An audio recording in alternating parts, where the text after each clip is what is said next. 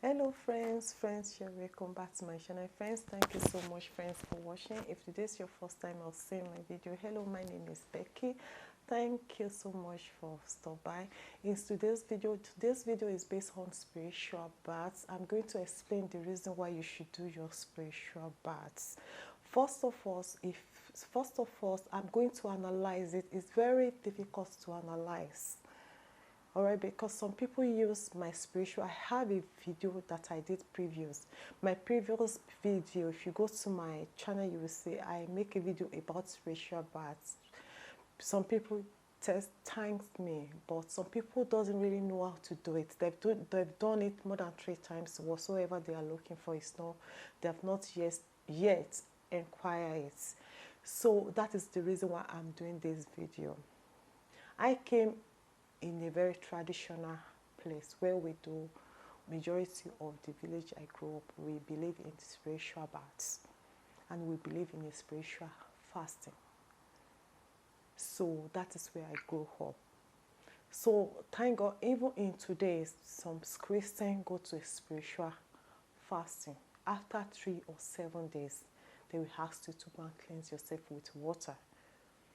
So spiritual bath means when you have done you've tried everything. Spiritual bath means when you've tried everything, nothing work, and you will now go and meet some elderly people. Some people will go to a pastor or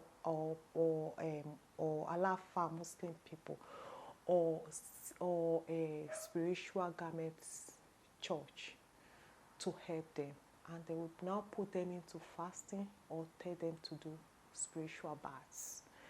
So after 3 or 5 days, after 3 or 6 or 12 days or 9 days, 3 days, that is what the fasting, or if you want to do your spiritual bath, they will ask them to go and bath.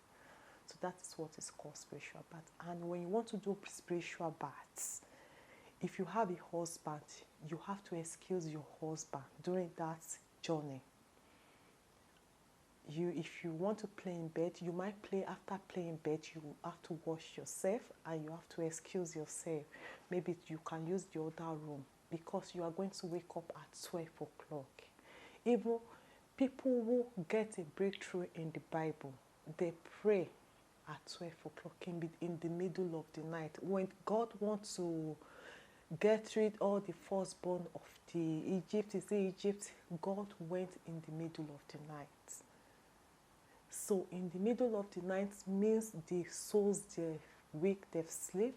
That is the time this bad spirit goes straight to work, when everywhere is quiet.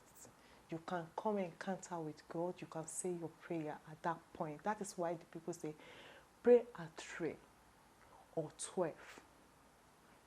So spiritual bath means spiritually something that you cannot see the end of it. It's something secret, something that you want to remove a spell from your body. You can't just say, oh, I want to do my spiritual bath tomorrow. You go 1 o'clock in the afternoon. No, you wash yourself in the middle of the night.